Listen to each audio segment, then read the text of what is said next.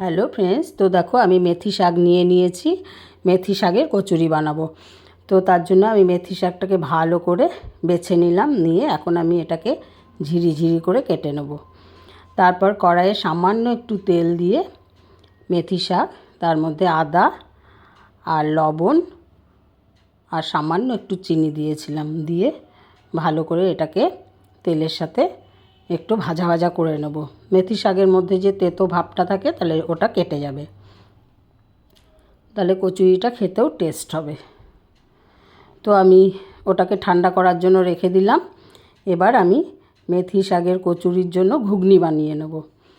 তো তার জন্য আমি কড়াইয়ে জিরে, শুকনো লঙ্কা, তেজপাতা আর একটু হিং সোমবারে দিয়ে দিয়েছিলাম।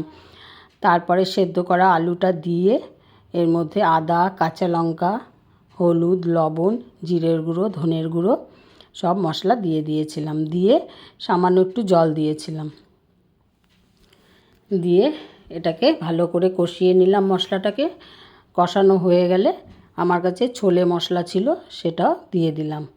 দিয়ে এবার আমি সেদ্ধ করে রেখেছিলাম ছোলা আর কিছুটা বাদাম একসাথে সেদ্ধ করে রেখেছিলাম, ওটা আমি দিয়ে দিলাম। এই সেদ্ধ করা জলটা যে ওই জলটা দিলাম, আমি এক্সট্রা অন্য কোনো জল দেইনি।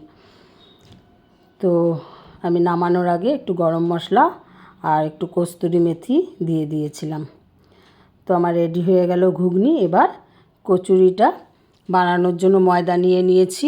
ময়দার মধ্যে জোয়ান, তেল আর লবণ দিয়ে আমি ভালো করে এটাকে আগে ময়ম দিয়ে নেব। তো আমার এটা ময়ম দেওয়া হয়ে গেছে। আমি যে মেথি শাক ভেজে রেখেছিলাম সেই মেথি শাকটা এখন এর মধ্যে দিয়ে দেব, দিয়ে ভালো করে মিশিয়ে নেব। মেথি শাকটাকে মিশিয়ে নেওয়ার পর অল্প অল্প জল দিয়ে আমি এটাকে ভালো করে মেখে নেব, একটা সফট ডো বানিয়ে নেব।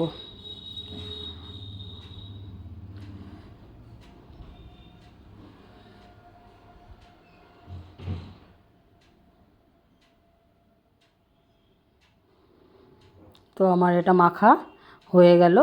এবার আমি একটু বড় বড় আকারে লিচি কেটে নিলাম। তারপরে আমি এটাকে এখন বেলে, আগে থেকে তেল বসিয়ে রেখেছিলাম, তেলের মধ্যে এখন একটা একটা করে ভেজে নেব।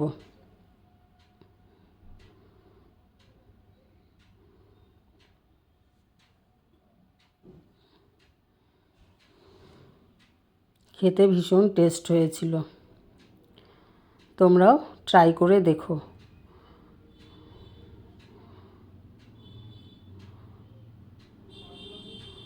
তো দেখো আমি এরকম করে সবগুলো মেথি শাকের কচুরি ভেজে নিয়েছিলাম। তো আমার রেডি হয়ে গেল। টাটা বন্ধুরা, আবার নেক্সট ভিডিওতে দেখা হবে। রাধে রাধে।